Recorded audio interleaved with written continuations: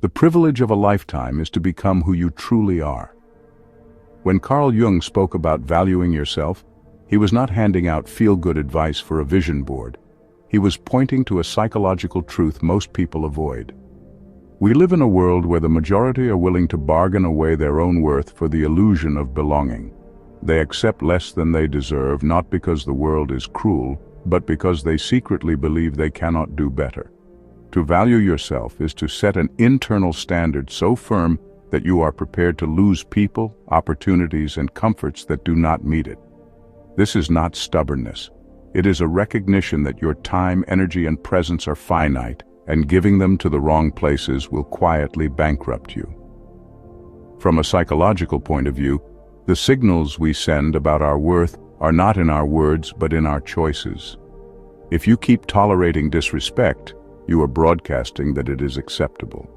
If you consistently invest in people who give little in return, you are training the world to undervalue you. Over time, this creates a self-fulfilling cycle where mediocrity becomes the norm.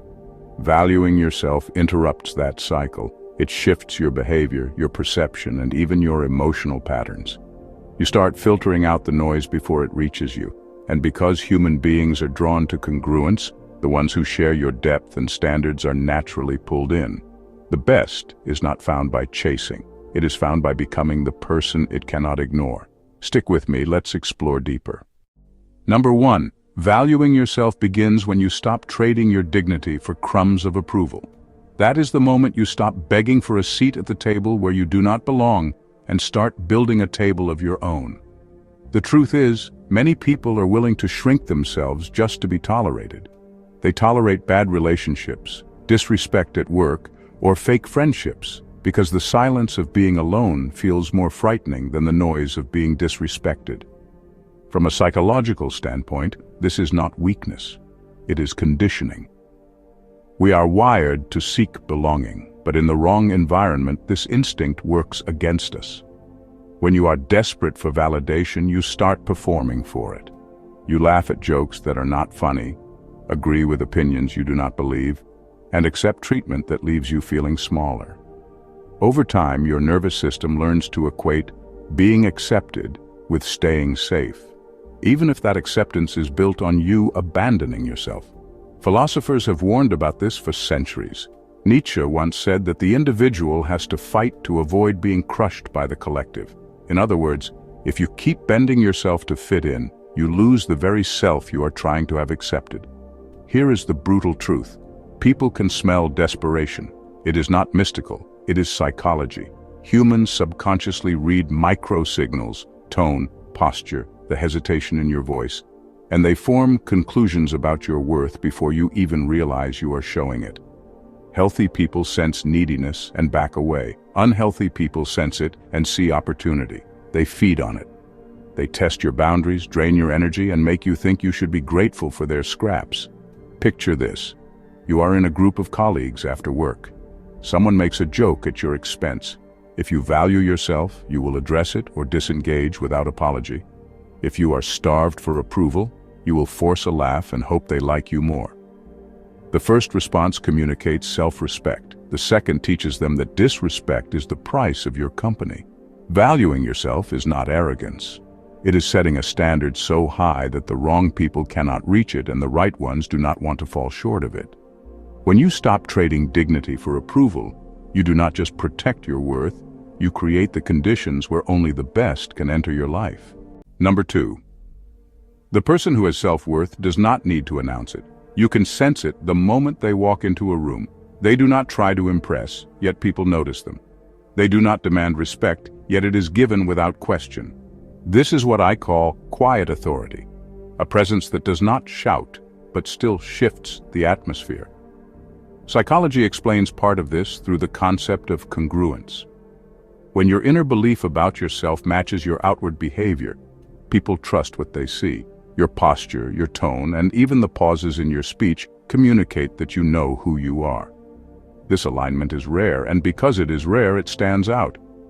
Mediocre people, whose sense of self often depends on comparison or external validation, feel uneasy in the presence of someone who does not play that game. They sense they cannot manipulate or overshadow you, and that quiets them or provokes them. Philosophers have long noticed this dynamic. Aristotle spoke of the magnanimous man, the one whose soul is too great to be consumed by petty concerns. This kind of person does not compete for small things, and that very detachment draws in those with higher standards and ambitions. Imagine this. In a meeting, everyone is scrambling to speak first, to prove their point, to win favor. Then there is the one person who listens, observes, and only speaks when they have something worth saying. When they do speak, the room quiets. Not because they are loud, but because they have built a reputation for only contributing what matters. That restraint alone communicates power. This quiet authority works like a filter. The insecure and average often pull away because they cannot measure their worth against someone who is self-contained. The exceptional, however, lean in. They recognize a peer. They sense that you will not drain them, compete unnecessarily, or settle for mediocrity. There is also a deeper truth here. Quiet authority is magnetic because it offers something people crave but rarely see: stability. In a world obsessed with noise and display, the one who is calm, grounded, and internally secure becomes a rare anchor. And in the same way a strong foundation attracts the finest architecture, a person with self-worth naturally attracts the best people and opportunities. They do not chase them. They stand still, and the right ones come closer. Number 3. When you truly value yourself, the frantic urge to chase fades away.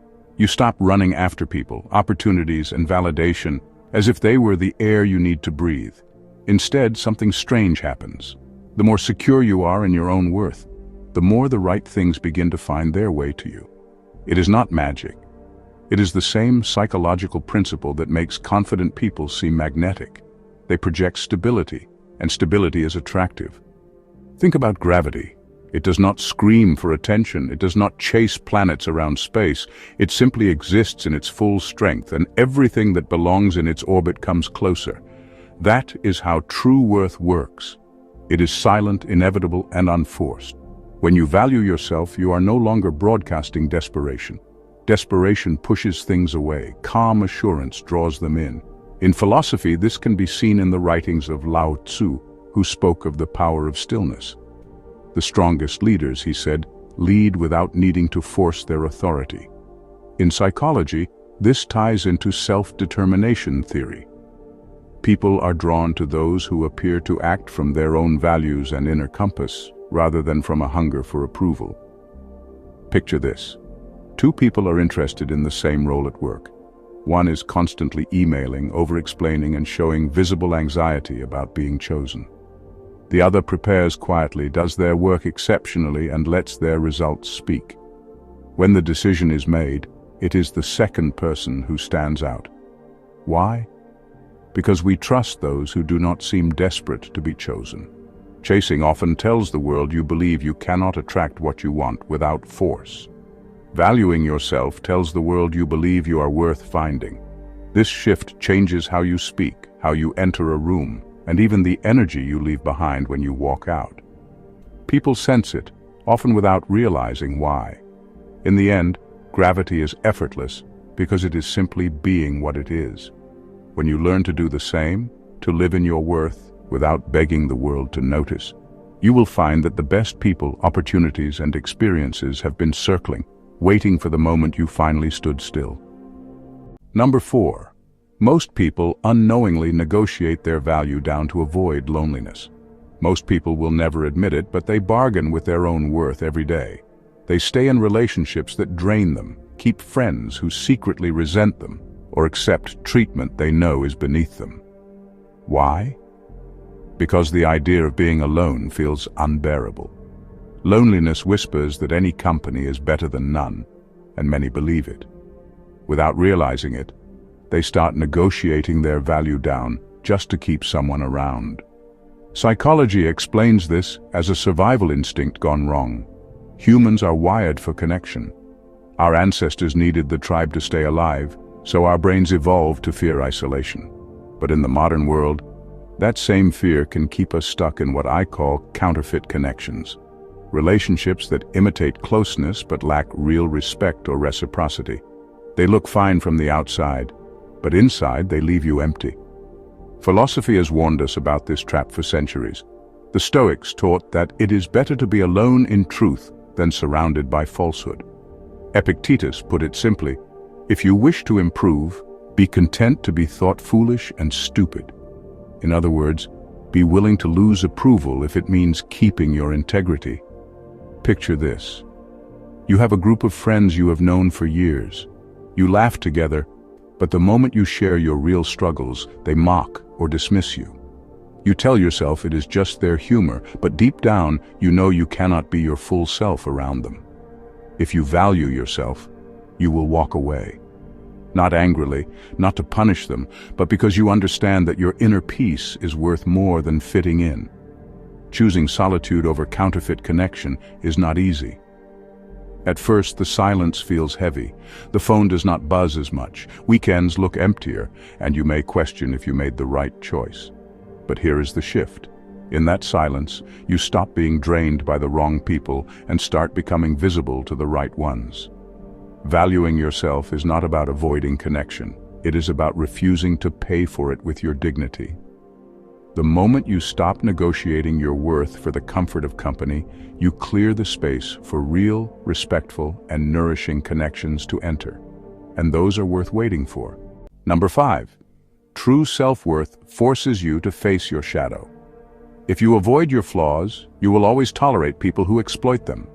True self-worth is not built from affirmations in the mirror or pretending to love every part of yourself. It begins when you are willing to look directly at your own shadow, the parts of you that are uncomfortable, messy, or even ugly. Carl Jung described the shadow as the side of our personality we try to hide from others and often from ourselves. It contains our weaknesses, insecurities, and unhealed wounds. Ignoring it does not make it disappear. It simply makes you blind to how it controls you. Psychology shows that when you avoid your flaws, you leave the door open for manipulation. People who are skilled at exploiting others can spot unacknowledged weaknesses from a mile away. If you fear being abandoned, you will tolerate controlling behavior. If you are desperate to be liked, you will overlook disrespect. If you cannot admit your tendency to doubt yourself, you will easily believe someone who tells you that you are not enough without them.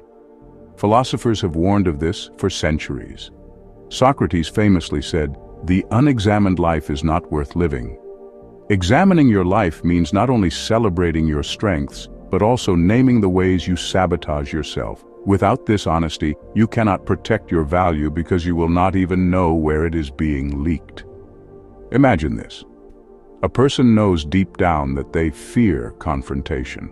They avoid speaking up when treated unfairly, hoping the problem will fade. Instead, a colleague begins to pile more work on them without recognition. Because the flaw is never faced, the exploitation continues and becomes normal. Now, imagine the same person acknowledging this fear and deciding to work on it. The next time it happens, they address it clearly. The exploitation stops and respect grows. Facing your shadow is uncomfortable because it removes excuses. It forces you to admit that some of the hurt in your life has been allowed by your own blind spots.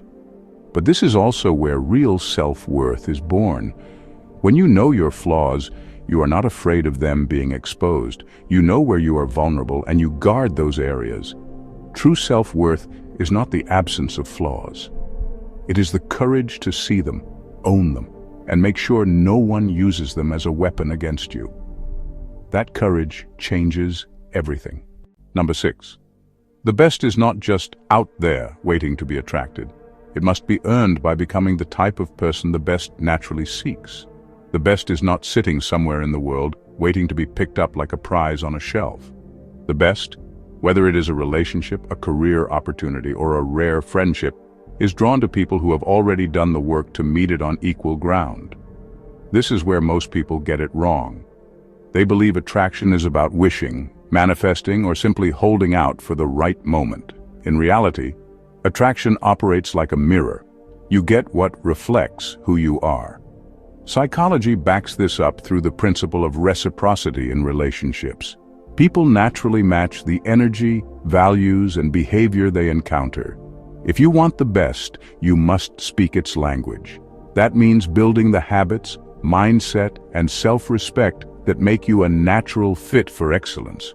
Without that, even if the best arrives, you will not be able to keep it because your foundation will not match its weight.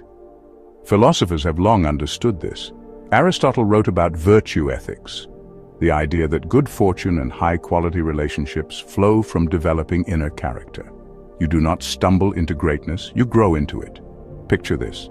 Someone says they want a deeply loyal, trustworthy partner, yet they often betray their own word, gossip about friends, and avoid hard conversations. Even if a truly loyal partner enters their life, the mismatch will erode the connection. On the other hand, a person who values honesty, practices it consistently, and holds themselves to that standard becomes instantly recognizable to someone who values the same. Becoming the type of person the best seeks is not about perfection, it is about alignment.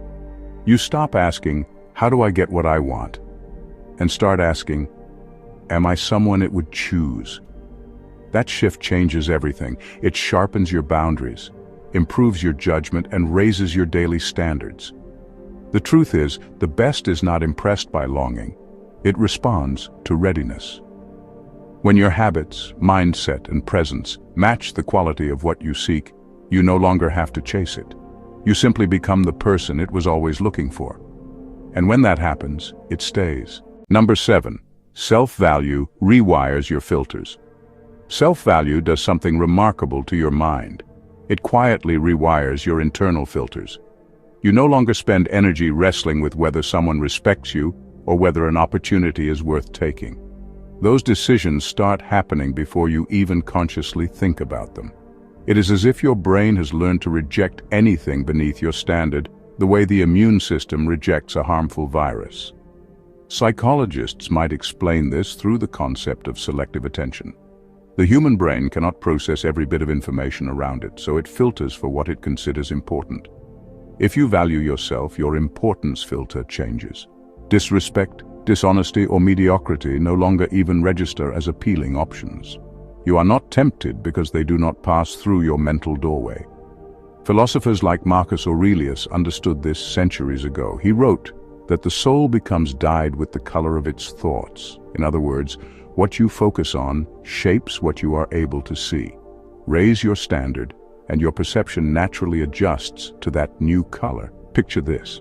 Before valuing yourself, you might notice every flirtation, every job offer, every social invitation, and feel the urge to weigh them all. Some are clearly wrong for you, but you still consider them because you fear missing out.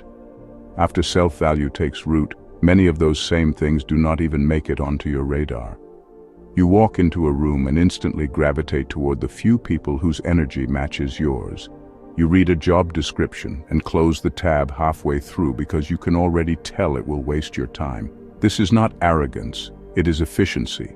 Your energy and attention are finite, and self-value is the mechanism that protects them. Instead of fighting temptation, you eliminate it before it starts.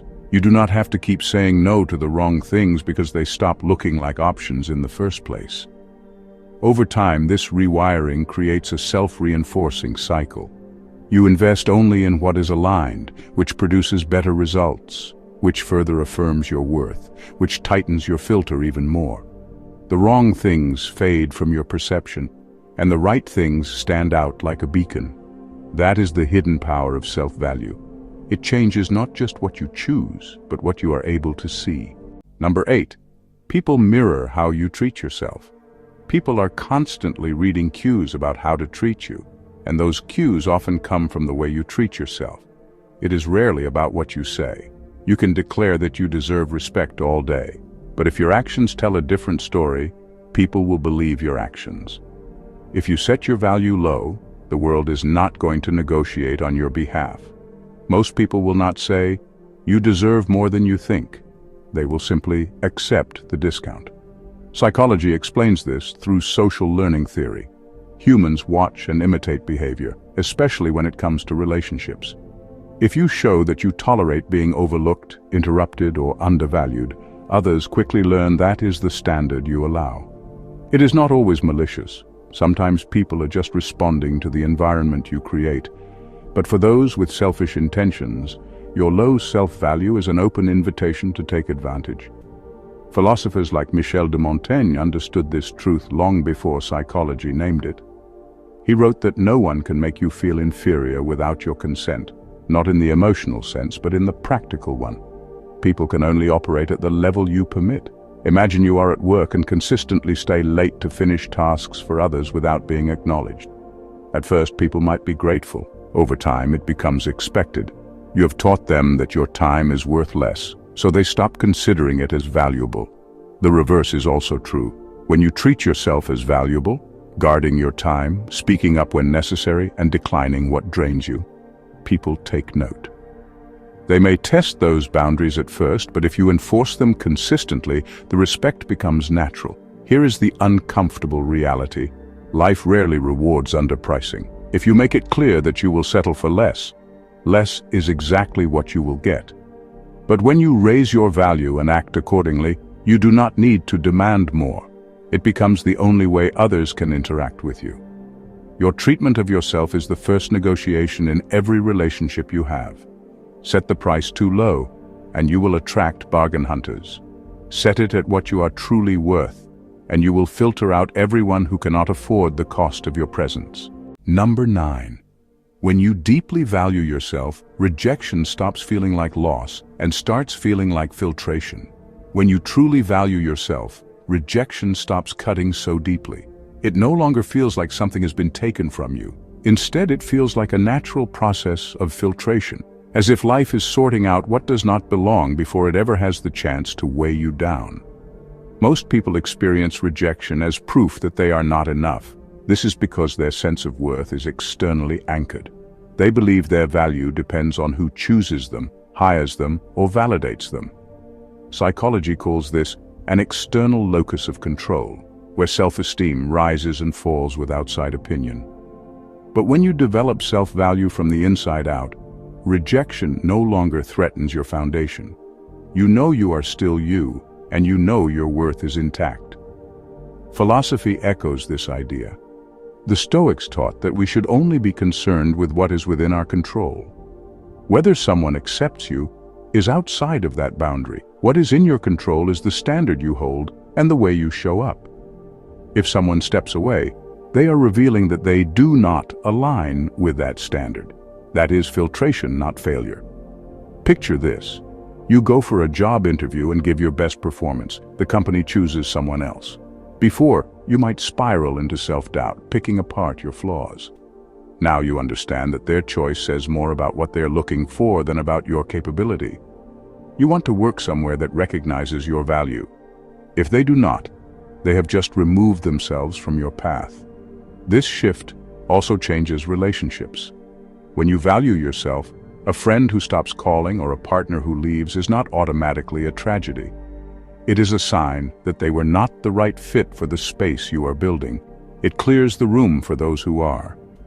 Rejection will never feel pleasant, but with deep self-value, it stops being a wound and becomes a sorting mechanism. It is not the universe telling you that you failed. It is the universe doing you the courtesy of removing what could never truly hold you. That is not loss. That is protection. Number 10. Valuing yourself means having the courage to disturb the comfort of others when it conflicts with your integrity. Valuing yourself is not just about feeling good in your own skin. It is about having the courage to act in ways that may unsettle others if their comfort comes at the cost of your integrity. This is the part most people avoid, because disturbing someone else's comfort often risks losing their approval, and approval is a currency many are afraid to live without. Integrity means living in alignment with your values, even when it is inconvenient, even when it makes you the unpopular one in the room. Psychology calls this authenticity, and research shows it is strongly linked to self-esteem and mental well-being. But authenticity is not always warmly received. When you set boundaries, speak truthfully, or refuse to play along with behavior that violates your principles, you inevitably challenge the status quo. Those who benefit from your silence may resent you for speaking. Philosophy has long wrestled with this tension. Socrates famously accepted death rather than compromise his principles, proving that real integrity often demands a price. While our daily choices may not be life or death, the same principle applies. Valuing yourself sometimes means being willing to create discomfort if it protects your own moral ground. Picture this: you are at a family gathering and someone makes a cruel remark disguised as a joke. Everyone laughs nervously. In the past, you might have stayed quiet to keep the peace. Now you speak up. You do not do it to embarrass them, but because letting the moment slide would make you complicit. Your voice changes the tone of the room. Some appreciate it, others bristle. You can live with that because the cost of betraying yourself is higher than the cost of their displeasure. Here is the truth most people do not want to face. Valuing yourself will not always make you liked, but it will make you respected, even by those who pretend otherwise. The comfort of others is not your responsibility when it is built on your compliance. By protecting your integrity, you are not only valuing yourself, you are setting the terms for every relationship you have. Those who can meet you there will stay. Those who cannot will leave. And that is exactly how it should be. Number 11. Those who cannot match your value will accuse you of arrogance. It is the tax you pay for not being cheap. When you start valuing yourself, not everyone will clap for you. In fact, some will call you arrogant, selfish, or too much. This reaction often comes from those who cannot or will not meet the standard you have set. It is easier for them to frame your self-respect as a flaw than to admit they are unwilling to rise to it. That is the tax you pay for not being cheap. Psychology offers a simple explanation. When people are confronted with someone whose boundaries are firm and whose self-worth is evident, it can trigger feelings of inadequacy. Instead of dealing with those feelings, many project them outward, labeling the other person as full of themselves. This is a form of cognitive dissonance, the mental discomfort of seeing behavior that challenges your own habits or self-perception. Philosophy has touched this nerve for centuries. Aristotle wrote that the magnanimous person, the one with great soul, is often misunderstood by the small-minded. Greatness is mistaken for pride by those who do not understand it. Imagine this. You stop saying yes to every favorite work because it is draining your time and energy. You begin prioritizing your own projects and politely declining tasks that are not your responsibility. A few colleagues might grumble that you have changed, that you think you are above certain things. What they are really saying is, you stopped letting me take advantage of you, and I do not like the inconvenience. This is why valuing yourself requires a thick skin. If your goal is to be universally liked, you will keep lowering your value until you are affordable for everyone. And in doing so, you will bankrupt your self-respect. But if your goal is to live in alignment with your true worth, you must accept that some will resent the price. Being called arrogant is often proof that you are finally playing at your real level. It means you have stopped discounting yourself for the comfort of others. The people who belong in your life will recognize the difference between arrogance and self-respect. The ones who cannot tell the difference are not losing you. They are losing access to a bargain they never should have had. Number 12. Self-worth alters your language. You stop explaining your value. You embody it. And only those with similar awareness will understand. When you develop real self-worth, something subtle but powerful changes in the way you speak. You stop over-explaining yourself. You stop trying to convince people why you are worthy of respect, love, or opportunity. Instead, your value is communicated through how you carry yourself, how you make decisions, and what you are willing or unwilling to tolerate. Psychology shows that insecure people often feel the need to justify their worth because they are operating from a place of perceived deficit. They use words as a defense, trying to preempt rejection by making their case. But when you know your value internally, you do not need a sales pitch. Your behavior becomes the evidence. The quiet confidence of someone who does not seek constant validation is more persuasive than any speech. Philosophers like Ralph Waldo Emerson hinted at this truth when he wrote, "What you are speaks so loudly that I cannot hear what you say." In other words, your essence carries more weight than your arguments. Imagine this. A person in a job interview spends half the time listing every skill, trying to prove they deserve the role. Another person answers questions simply, outlines their experience, and then lets the silence sit comfortably. The second person often leaves a stronger impression because their tone and presence say, "I know what I offer." Whether you recognize it is up to you. Self-worth changes your language in other ways too. You stop using qualifiers like just or sorry to bother you when making requests. You speak with clarity instead of apology. You decline invitations without weaving long explanations. You say no without decorating it in excuses. The result is that only those with similar awareness truly understand you. People who value themselves will recognize your brevity and clarity as confidence. Those who do not may interpret it as coldness or pride. That is fine. Self-worth is not about being universally understood. It is about being in alignment with yourself and attracting those who share that alignment. In the end, your language becomes less about convincing and more about stating, less about proving and more about living. That shift is the hallmark of someone who no longer needs to explain their value because they are too busy embodying it. In final words, tell me what you tolerate and I will tell you what you attract. If there is one thing psychology makes painfully clear, it is that the world rarely gives you more than you demand from it. Carl Jung's observation about valuing yourself is not some romantic idea about the universe sending you gifts. It is a fact of human interaction. People are constantly reading signals about how you see yourself, often without you saying a word.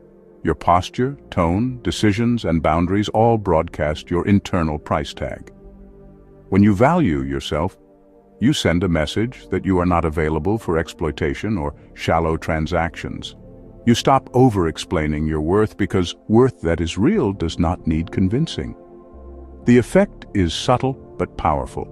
The wrong people begin to feel uncomfortable around you, as if something in your presence exposes their own lack of depth.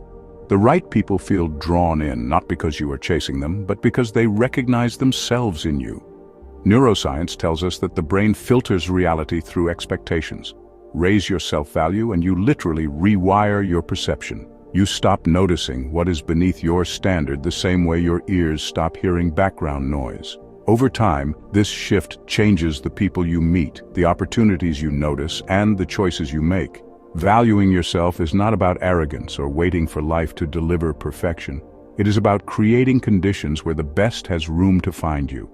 That means refusing the cheap, enduring the quiet, and standing firm in the standards you have set. Not because you think you deserve more, but because you know you do. Thank you for watching and see you in another episode.